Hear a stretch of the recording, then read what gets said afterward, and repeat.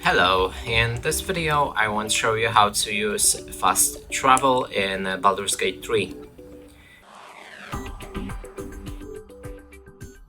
And to do this, first you'll need to find this ancient rune circles in each zone that you want to fast travel to. And for example, here we have the roadside cliffs.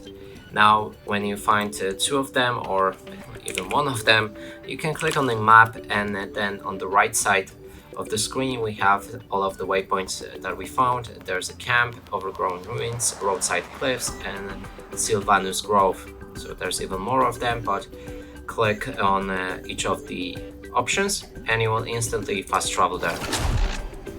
And that's it for this video. Hope you like it. Please consider subscribing to our channel, leave a like and a comment below.